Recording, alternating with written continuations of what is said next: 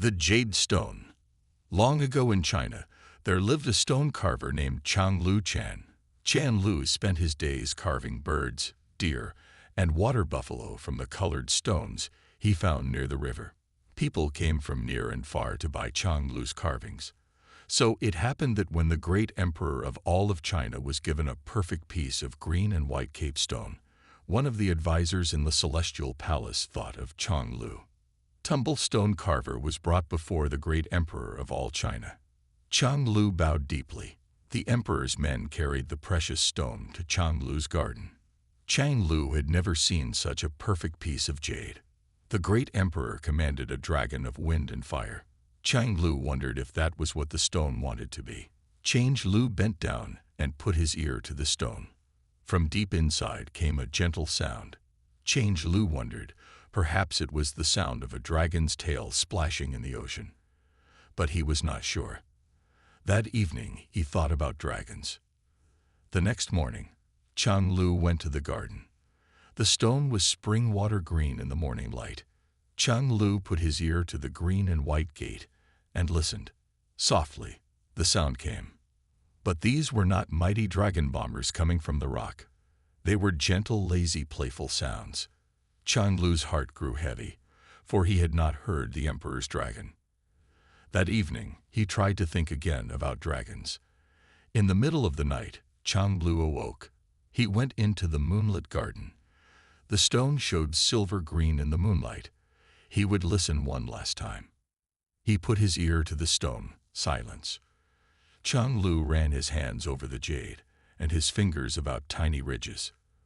But Chang Lu knew these small, delicate ridges were not dragon scales. His fear weighed heavy in him like a great stone as he picked up his tools and began to carve. He worked slowly and carefully for a year and a day.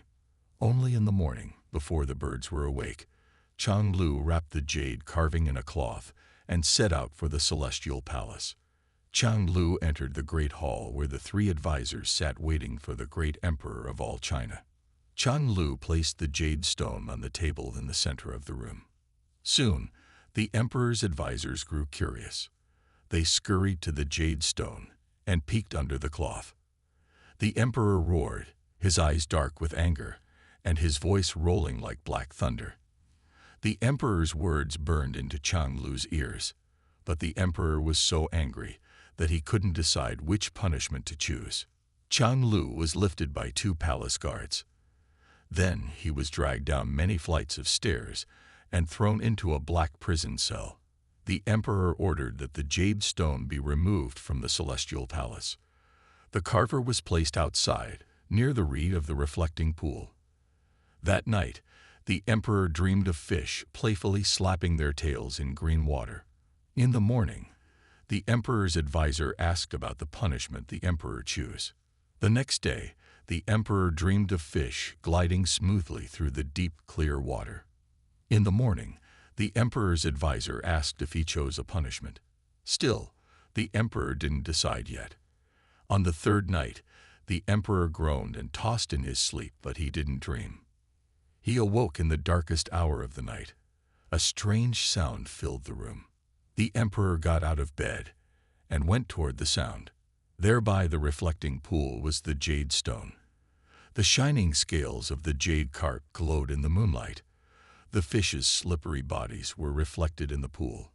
The fish seemed ready to flick their tails and swim among the reeds, gazing at the jade stone until his advisors found him at sunrise. The great emperor smiled an imperial smile. The advisors asked the emperor about the punishment he chose. The emperor asked his advisors to bring Chang Lu before him. The emperor spoke to Chang Lu and told him that he also heard the creatures in the stone. Chang Lu was so pleased that the emperor became happy and asked the emperor to let him return to his village and carve what he hears. The emperor told him that he would return to his village in great honor, being the master carver to the great emperor of all of China.